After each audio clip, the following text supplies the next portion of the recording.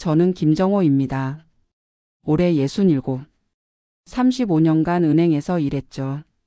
퇴직한 지 벌써 2년이 지났지만 아직도 동네 사람들은 저를 부지점장님이라 부릅니다.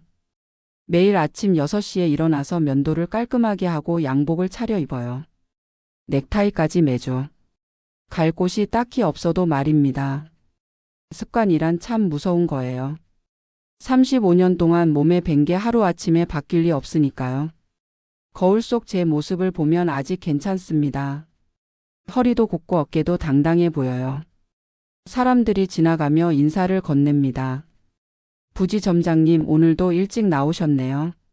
저는 웃으며 고개를 끄덕여요. 마치 중요한 일이 있어서 나온 것처럼요. 하지만 진실은 다릅니다. 제가 나오는 이유는 집이 너무 조용해서예요. 아내 순자가 세상을 떠난 지 5년이 지났습니다. 처음엔 견딜만 했어요. 슬프긴 했지만 바쁜 일상이 그 슬픔을 덮어줬거든요. 그런데 퇴직하고 나니 모든 게 달라졌습니다. 아들 민수는 미국에서 살아요. 1년에 한두 번 전화할 뿐이죠. 아버지 건강하세요? 바빠서 자주 연락 못 드려 죄송해요. 그런 정도입니다. 이해해요. 젊은 사람들에게는 자기 인생이 더 중요하니까요. 저도 그 나이엔 그랬거든요. 점심시간이 되면 혼자 식당에 갑니다. 아주머니가 물어봐요. 오늘은 또 혼자 오셨네요. 부인은 어디 가셨어요? 처음엔 솔직하게 말했습니다. 세상 떠났어요. 그런데 사람들이 너무 불편해 하더라고요. 그래서 이젠 그냥 웃으며 넘겨요. 바빠서 못 왔어요. 저녁이 되면 집으로 돌아갑니다. 텅 빈 집. 순자가 좋아하던 드라마를 틀어놔도 웃음소리는 들리지 않아요. 혼자 술잔을 기울이며 생각합니다. 내 인생이 이렇게 공허할 줄 몰랐다고요. 사람들은 제가 성공한 인생을 살았다고 말해요. 명문대 졸업하고 큰 은행에서 부지점장까지 올라갔으니까요. 집도 있고 저축도 꽤 해놨죠. 겉으로 보면 부러울 게 없는 인생입니다. 하지만 밤이 되면 알게 돼요. 이 모든 게 얼마나 허무한지를요. 가끔 대학 동기들과 만납니다. 그 중에서도 박상수와는 자주 만나죠. 상수는 사업을 해서 저보다 훨씬 잘 살아요. 만날 때마다 자랑을 해대요. 정호야, 요즘 골프 치러 제주도 자주 가. 너도 같이 가자. 저는 그럴 때마다 웃으며 대답해요. 나도 바빠서 시간이 안 돼. 실은 혼자 있기가 싫어서 거절하는 건데요. 상수는 제가 부러워하는 인생을 살고 있어요. 재혼한 부인과 행복하게 지내고 자식들과도 자주 만나죠. 저는 그런 상수를 보며 씁쓸해집니다. 왜 내 인생은 이렇게 됐을까요? 평생 체면을 지키며 살았는데 정작 중요한 건 다 놓쳤어요.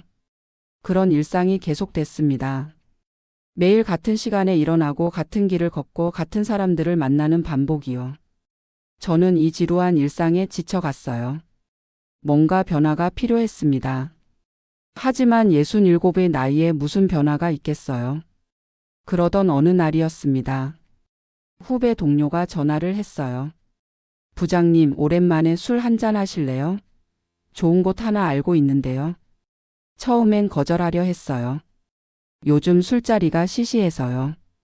하지만 그날은 왠지 기분이 달랐습니다. 그래, 한번 가보자. 그렇게 대답했죠. 그때만 해도 몰랐어요. 그 한마디가 제 인생을 완전히 바꿔놓을 거라는 걸요. 평생 지켜온 체면과 자존심이 무너질 거라는 걸요.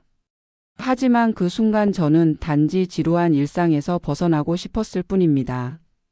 후배와 함께 간 그 골목은 처음 가보는 곳이었습니다. 네온사인이 깜빡이고 붉은 조명이 거리를 물들이고 있었어요. 저는 조금 당황했습니다. 여기가 어디야? 부장님, 괜찮은 곳이에요. 조용하고 분위기 좋아요. 들어간 곳은 작은 술집 같았어요. 하지만 일반 술집과는 뭔가 달랐습니다. 조명이 어둡고 음악이 부드럽게 흘러나왔죠. 여자 직원들이 화려한 옷을 입고 있었어요. 저는 불편했습니다. 이런 곳에 온 게 처음이거든요. 어서 오세요. 한 여성이 다가왔습니다. 원피스를 입고 있었는데 몸매가 드러나는 옷이었어요. 화장도 진하게 했고요. 저는 시선을 돌렸습니다. 이런 상황이 어색했거든요. 저는 윤미라예요. 오늘 제가 모실게요. 그녀가 자기소개를 했습니다. 나이는 저보다 조금 어려 보였어요. 60 초반 정도? 하지만 관리를 잘한 건지 젊어 보였습니다. 후배는 금세 다른 여성과 친해졌어요. 저는 미라 씨와 마주 앉았죠. 처음엔 말이 없었습니다. 뭘 해야 할지 몰랐거든요. 음료 뭘로 하실래요? 미라가 물었어요. 소주로 주세요. 저는 짧게 대답했습니다. 술을 마시며 이런저런 대화를 나눴어요. 미라는 생각보다 차분했습니다. 다른 여성들처럼 시끄럽게 굴지 않았어요. 어떤 일 하세요? 은행에서 일했어요. 지금은 퇴직했고요. 아, 그러시구나. 품이 있어 보였어요. 그 말이 제 마음을 건드렸습니다. 품이 있다니요? 요즘 그런 말을 들어본 지 오래됐거든요. 다른 분들과는 뭔가 달라요. 미라가 또 말했어요. 차분하시고 신사 같으세요. 술이 들어가니 기분이 좋아졌습니다. 오랜만에 누군가와 이야기하는 거였어요. 집에서 혼자 있을 때와는 전혀 다른 기분이었죠. 미라는 제 이야기를 잘 들어줬어요. 힘드셨겠어요? 부인 잃고 혼자 계시는 거군요. 어떻게 알았어요? 표정으로 알 수 있어요. 저도 혼자 살거든요. 미라가 씁쓸하게 웃었습니다. 이혼했어요. 남편이 젊은 여자한테 갔죠. 순간 동질감이 느껴졌어요. 서로 상처받은 사람들이구나 싶었습니다. 시간이 지나면서 미라와 가까워졌습니다. 그녀는 제 손을 살짝 잡기도 했어요. 손이 참 좋으시네요. 부드럽고. 저는 얼굴이 뜨거워졌습니다. 이런 스킨십이 얼마나 오래간만인지요. 저 같은 할머니한테 왜 그러세요? 미라가 자조적으로 말했어요. 할머니라니요? 아직 젊어 보이는데요. 제가 대답했죠. 정말 그렇게 생각했어요. 미라는 나이에 비해 관리를 잘했거든요. 붉은 조명 아래서 미라를 보니 묘한 매력이 있었습니다. 화려한 외모 뒤에 숨겨진 외로움이 느껴졌어요. 저와 비슷한 상황이라는 것도 알게 됐고요. 오늘 정말 즐거웠어요. 미라가 말했습니다. 저도요. 집에 돌아가는 길에 후배가 물었어요. 부장님 어떠셨어요? 나쁘지 않았어. 저는 솔직하게 대답했습니다. 정말 오랜만에 즐거운 시간이었거든요. 혼자 있을 때 느끼던 공허함이 사라졌어요. 그날 밤 잠이 오지 않았습니다. 계속 미라 생각이 났어요. 그녀의 웃음소리, 부드러운 목소리, 따뜻한 손길이요. 이런 감정을 느낀 게 언제였을까요? 순자와 결혼한 지 40년, 죽은 지 5년. 거의 10년 만에 느끼는 설렘이었어요. 다음 날 아침에도 미라 생각이 났습니다. 양복을 입으며 거울을 보니 표정이 달라 보였어요. 뭔가 활기가 생긴 것 같았죠. 이상했어요. 하룻밤 사이에 이렇게 달라질 수 있나요? 며칠 후 다시 그곳에 갔습니다. 혼자서요. 후배한테는 말하지 않았어요. 좀 부끄러웠거든요. 67의 나이에 그런 곳을 혼자 찾아간다니요. 하지만 미라를 보고 싶었어요. 또 오셨네요. 미라가 반갑게 맞아줬습니다. 혼자 오셨어요? 네, 그냥 술 한잔 하고 싶어서요. 거짓말이었어요. 술은 핑계였고 진짜 이유는 미라를 만나고 싶어서였죠. 그날은 더 많은 이야기를 나눴어요. 미라의 과거, 현재 상황, 앞으로의 계획까지요. 알아갈수록 안타까워졌어요. 이혼 후 혼자서 힘들게 살고 있더라고요. 생활비도 빠듯해요. 이 일도 언제까지 할 수 있을지 모르겠고요. 집에 돌아가서도 미라 생각뿐이었습니다. 그녀의 힘든 상황이 마음에 걸렸어요. 도와주고 싶다는 생각도 들었고요. 평생 체면만 중시하며 살아온 제가 이런 감정을 느끼다니요. 저 자신이 낯설었습니다. 그렇게 한 달이 지났습니다. 일주일에 두세 번은 그곳에 갔어요. 미라와 만나는 시간이 제 일상의 전부가 됐죠. 집에 있을 때도 계속 미라 생각만 했습니다. 미라도 저를 특별하게 대해줬어요. 정호 씨는 정말 다른 분들과 달라요. 진짜 신사 같아요. 그런 말을 들을 때마다 기분이 좋아졌습니다. 오랜만에 누군가한테 인정받는 느낌이었거든요. 하지만 뭔가 이상했어요. 미라가 가끔 우울해 보일 때가 있었거든요. 왜 그래요? 무슨 일 있어요? 제가 물어보면 처음엔 아무것도 아니라고 했어요.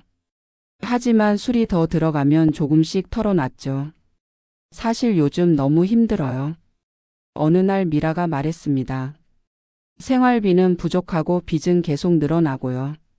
자세히 들어보니 상황이 심각했어요. 이혼할 때 재산 분할도 제대로 못 받았고 전 남편이 빚까지 떠넘겼다는 거예요.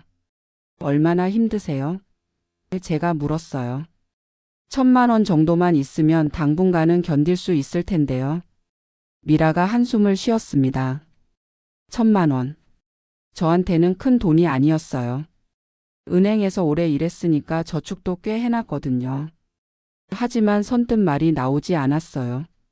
아직 만난 지 얼마 안 됐는데 돈 이야기를 하다니요. 혹시 저를 이용하려는 건 아닐까 싶었습니다. 그런 생각을 하는 제 자신이 미웠어요. 미라를 의심하다니요. 며칠 후 미라가 더 구체적으로 말했습니다. 정호 씨, 죄송한데 부탁이 하나 있어요. 무슨 부탁인지 짐작이 갔어요. 혹시 돈을 빌려주실 수 있을까요? 정말 급해서요. 역시 돈 이야기였습니다. 얼마나 필요해요? 500만 원만 빌려주세요. 꼭 갚을게요. 미라가 간절하게 말했어요. 눈에 눈물이 고였습니다. 당신밖에 의지할 데가 없어요. 다른 사람들한테는 부탁할 수도 없고요. 고민이 됐습니다. 500만 원 정도는 큰 문제가 아니었어요. 하지만 이런 관계에서 돈을 빌려주는 게 옳은 일일까요? 평생 체면을 중시하며 살아온 제가 이런 상황에 처하다니요. 하루만 생각할 시간을 주세요. 제가 말했어요. 미라는 실망한 표정을 지었지만 이해한다고 했습니다. 집에 돌아가서 밤새 고민했어요. 돈을 빌려줘야 할까요? 말아야 할까요? 다음 날 답을 정했습니다. 빌려주기로 한 거예요. 미라의 힘든 상황을 외면할 수 없었거든요. 그리고 솔직히 말하면 미라를 잃고 싶지 않았어요. 그녀가 제 인생의 유일한 위안이었으니까요. 정말 감사해요. 미라가 울면서 말했습니다. 제 손을 꽉 잡았어요. 평생 잊지 않을게요. 정호 씨 같은 분을 만날 줄 몰랐어요. 그 말을 들으니 뿌듯했습니다.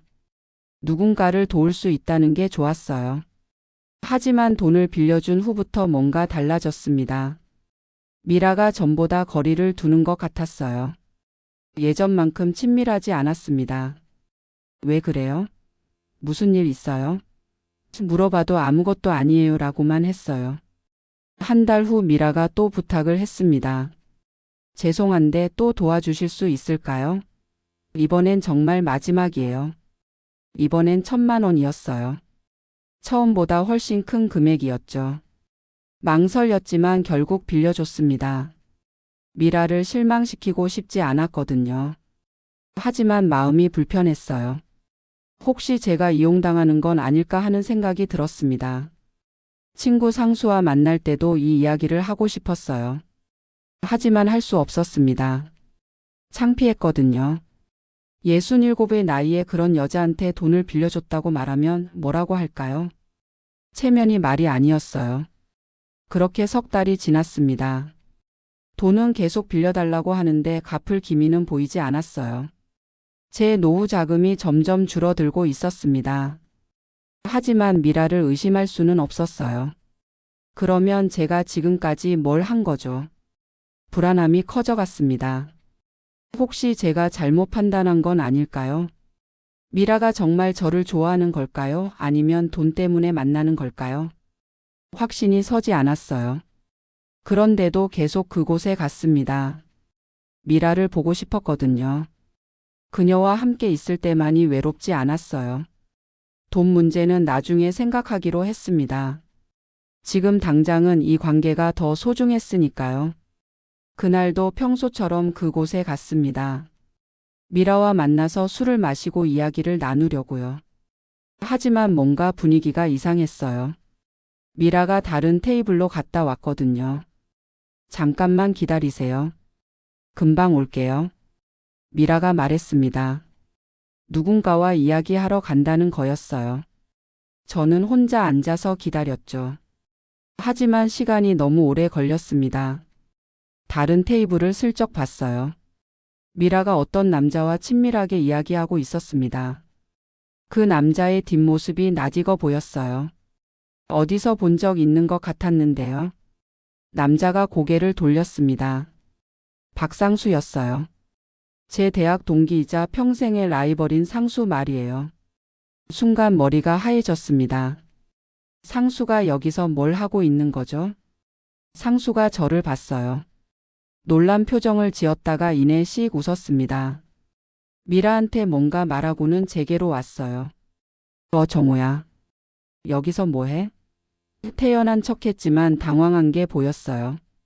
너야말로 여기서 뭘 하냐? 제가 되물었습니다. 그냥 술 마시러 왔지. 상수가 웃으며 말했어요. 그런데 너도 이런 곳 오는구나. 몰랐네. 비웃는 듯한 말투였어요. 미라가 다시 제게로 왔습니다. 표정이 어색했어요. 죄송해요. 잠깐 인사만 했어요. 하지만 뭔가 수상했습니다. 단순한 인사치고는 너무 오래 이야기했거든요. 상수가 제 옆에 앉았어요. 정호야, 술 한잔하자. 거절하고 싶었지만 할 수 없었습니다. 미라는 다른 일로 자리를 비웠어요. 저와 상수만 남게 됐죠. 언제부터 이런 곳 다녔어? 상수가 물었어요. 얼마 안 됐어. 저는 짧게 대답했습니다. 미라 씨 알아? 상수가 갑자기 물었어요. 가슴이 철렁했습니다. 왜? 그냥 궁금해서. 상수가 웃었어요. 하지만 그 웃음이 불편했습니다. 뭔가 숨기는 게 있는 것 같았어요. 너도 미라 씨 알아? 제가 되물었죠. 물론 알지. 꽤 오래 알고 지냈어. 상수의 말에 충격을 받았습니다. 오래 알고 지냈다니요? 얼마나 오래? 한 1년 정도 됐나? 처음엔 나도 당했거든. 당했다는 게 뭐야? 제가 다급하게 물었어요. 상수는 술잔을 들이켰습니다. 돈 말이야. 처음엔 나도 믿었어. 힘들다고 도와달라고 그러더라고. 머릿속이 하얘졌습니다. 상수도 미라한테 돈을 빌려준 거였어요. 얼마나? 총 2천만 원 정도? 처음엔 조금씩 빌려달라고 하더니 나중엔 큰 돈을 요구하더라고. 2천만 원. 저보다 훨씬 많은 금액이었어요. 갚았어? 당연히 안 갚았지. 연락도 안 되고. 상수가 웃었습니다. 너도 당한 거 아니야? 대답할 수 없었어요. 제가 얼마나 순진했는지 깨달았거든요. 1,500만 원. 제가 미라한테 빌려준 돈이었어요. 갚을 생각은 전혀 없었던 거죠. 처음엔 나도 진짜 좋아하는 줄 알았어. 상수가 계속 말했어요. 외로운 남자들한테 접근해서 돈을 뜯어내는 게 그 여자 수법이야. 가슴이 무너지는 기분이었습니다. 미라가 돌아왔습니다. 제 표정을 보더니 당황했어요. 무슨 일 있어요? 하지만 저는 대답할 수 없었습니다. 모든 게 거짓말이었다는 걸 알았거든요. 미라야. 상수가 불렀어요. 또 다른 호구 잡았구나. 미라의 얼굴이 하얘졌습니다. 뭐라고 하는 거예요? 모르겠어. 정호도 너한테 돈 줬잖아. 더 이상 견딜 수 없었습니다. 자리에서 일어났어요. 집에 가야겠어. 미라가 제 팔을 잡았습니다. 정호 씨 잠깐만 기다리세요. 설명할게요. 하지만 들을 필요가 없었어요. 이미 모든 걸 알았거든요. 제가 얼마나 바보였는지 얼마나 이용당했는지 말이에요. 평생 지켜온 자존심이 한순간에 무너졌습니다. 집에 돌아와서 거울을 봤습니다. 초라한 늙은이가 보였어요. 체면을 중시한다고 했지만 결국 돈으로 사랑을 사려 했던 한심한 남자였죠. 1,500만 원. 큰 돈이었어요. 제 노후 자금의 상당 부분이었습니다. 화가 났어요. 미라한테, 상수한테, 무엇보다 제 자신한테 말이에요. 어떻게 이렇게 순진할 수 있었을까요? 67까지 살면서 사람을 이렇게 못 봤다니요. 며칠 동안 집에만 있었습니다. 밖에 나갈 면목이 없었어요. 상수가 다른 사람들한테 말하면 어떻게 될까요? 정호 그 친구 술집 여자한테 돈 뜯겼대. 생각만 해도 끔찍했습니다. 일주일 후 미라한테서 전화가 왔어요. 정호 씨 만나서 이야기해요. 오해가 있는 것 같아요. 하지만 받지 않았습니다. 더 이상 할 말이 없었거든요. 한 달이 지났습니다. 그동안 아무한테도 연락하지 않았어요. 친구들이 걱정해서 전화를 했지만 받지 않았습니다. 특히 상수한테는 더더욱 말이에요. 어느 날 우연히 상수와 마주쳤습니다. 동네 마트에서였어요. 피하고 싶었지만 너무 가까이 있어서 어쩔 수 없었죠. 정호야. 요즘 왜 연락이 안 돼? 바빠서 그래. 짧게 대답했어요. 상수는 미안한 표정을 지었습니다. 그날 일 때문에 기분 나빴지? 미안해. 사과를 하더라고요. 괜찮아. 정말 괜찮지 않았지만 그렇게 말했어요. 나도 처음엔 화났었어. 하지만 지나고 보니까 차라리 잘된 일이야. 상수가 말했습니다. 잘된 일이라니? 더 큰 피해 보기 전에 알게 된 거잖아. 나처럼 2천만 원 날리기 전에 말이야. 맞는 말이었어요. 하지만 위로가 되지 않았습니다. 그런데 말이야. 상수가 조심스럽게 말했어요. 미라 그 여자 요즘 다른 남자랑 다닌대. 또 똑같은 수법 쓰는 것 같더라고. 놀랍지 않았어요. 예상했던 일이었거든요. 집에 돌아와서 생각했습니다. 제가 뭘 잘못했을까요? 외로워서 누군가에게 기댔던 게 잘못일까요? 아니면 돈으로 사랑을 사려 했던 게 잘못일까요? 결론을 내렸습니다. 둘 다 잘못이었어요. 외로움은 이해할 수 있지만 그 방법이 틀렸던 거죠. 진짜 관계는 돈으로 살 수 없는 건데 말이에요. 하지만 이상했어요. 분명히 속았는데 분명히 이용당했는데 가끔은 그때가 그리웠습니다. 미라와 함께했던 시간들이요. 거짓이었다고 해도 그 순간만큼은 행복했거든요. 혼자 술을 마시며 중얼거렸습니다. 그래도 그 순간만큼은 살아있다고 느꼈어. 1,500만 원의 값어치가 있었을까요? 잘 모르겠어요. 하지만 그 짧은 시간 동안은 정말 살아있다고 느꼈습니다. 지금은 다시 예전의 일상으로 돌아갔어요. 매일 같은 시간에 일어나고 양복을 입고 혼자 술을 마시는 생활이요. 하지만 뭔가 달라졌습니다. 더 이상 체면을 그렇게 중시하지 않게 됐어요. 가끔 사람들이 물어봐요. 요즘 어떻게 지내세요? 예전 같으면 잘 지내요라고 했을 텐데 이젠 솔직하게 대답해요. 그냥 그렇게 지내요. 혼자 사는 게 쉽지 않네요. 체면 때문에 숨기려 했던 외로움을 인정하게 됐습니다. 그게 더 편해요. 거짓말하며 사는 것보다는 말이죠. 1,500만 원으로 배운 비싼 교훈이지만 나쁘지만은 않아요. 상수와도 다시 만나기 시작했어요. 처음엔 어색했지만 이젠 괜찮습니다. 같은 일을 당한 사람끼리는 서로 이해하게 되더라고요. 우리 참 바보였지? 이런 식으로 웃으며 넘길 수 있게 됐어요. 미라는 어떻게 지낼까요? 다른 남자를 만나서 똑같은 일을 반복하고 있을 거예요. 미워하지는 않아요. 그녀도 나름대로 살기 위해 선택한 방법이겠죠. 다만 안쓰럽긴 해요. 지금 생각해보면 제가 미라를 정말 사랑했을까요? 아니면 단지 외로워서 누군가에게 매달렸던 걸까요? 확실하지 않아요. 하지만 그 감정이 가짜였다고 해도 그때만큼은 진짜였습니다. 67의 나이에도 이런 일이 생기네요. 사람 일은 정말 모르는 것 같아요. 평생 체면만 생각하며 살았는데 결국 그 체면 때문에 더 큰 상처를 받았어요. 아이러니한 일이죠. 하지만 후회하지는 않아요.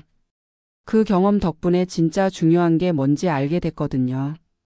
체면보다는 진솔함이, 거짓된 관계보다는 혼자 있음이 더 낫다는 걸 말이에요. 오늘도 혼자 술을 마십니다. 하지만 예전처럼 공허하지는 않아요. 적어도 제 자신에게는 솔직하게 살고 있으니까요.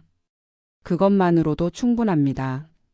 남은 인생 이렇게 살아가려고 해요.